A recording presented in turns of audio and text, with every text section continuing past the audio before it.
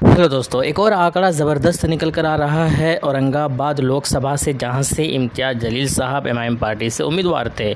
कितने वोट ला रहे हैं इस आंकड़े के हिसाब से 2024 लोकसभा चुनाव का जो एग्ज़िट पोल है औरंगाबाद लोकसभा का, वहां का हम लोग इस वीडियो के अंदर बात कर रहे हैं। बात है यहाँ पर टोटल जो है 4,95,410 वोट ला रहे हैं। अब ये आंकड़े निकल कर आए हैं जो कि काफ़ी ऑथेंटिक माना जा रहा है। हालांकि जो टोटल वोट जो है वो 12,99,040 वोट पड़े थे। आंकड़े के हिसाब से 12,99,000 वोट पड़े थे औरंगाबाद लोकसभा के अंदर, और उन 12 लाख में से जो है वो जो है इम्तियाज़ जलील साहब की अगर बात की जाए तो 4,95,410 वोट लेकर आ रहे हैं। तो कुल मिलाकर जीत तो खैर इस हिसाब से यकीनी मानी जा रही है। इनके अलावा और कौन कौन से ला रहे हैं, ये तो लगभग 5 लाख इनका लेकर चलते हैं, 5 लाख के आसपास, क्योंकि 5,000 के आसपास ही अंतर है। इसके अलावा अगर हम बात करें तो इसी लोकसभा से इनके जो सामने थे, इनके जो प्रतिद्वंदी थे वो चंद्रकांत खैरे जी थे।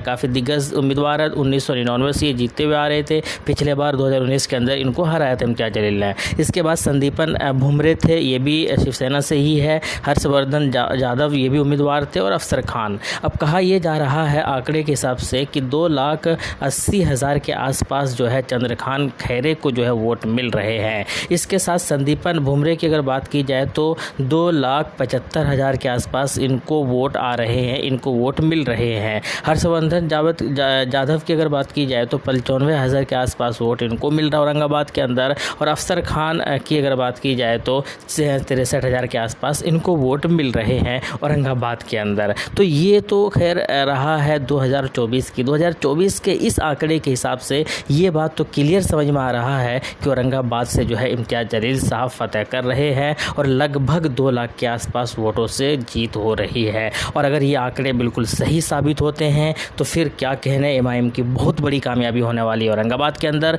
एक ज़बरदस्त कामयाबी होने वाली है। ये कुछ आंकड़े हम लोग पीछे की ओर चलते हैं। 2019 की अगर बात की जाए तो 11,98,000 टोटल वोट पड़े थे 2019 की अगर बात की जाए, जबकि 2024 की अगर बात की जाए तो 12,99,000 वोट पड़े हैं, लगभग 13 लाख के आसपास है। तो 2019 की अगर बात की जाए तो एमआईएम ने यहाँ से 3,89,000 वोट हासिल किए थे इम्तियाज़ जलील साहब ने। इसके बाद चंद्रकांत खैरे ने 3,84,550 वोट लेकर आया था। हर्षवर्धन यादव की अगर बात की जाए तो 2,83,000 वोट लेकर आए थे।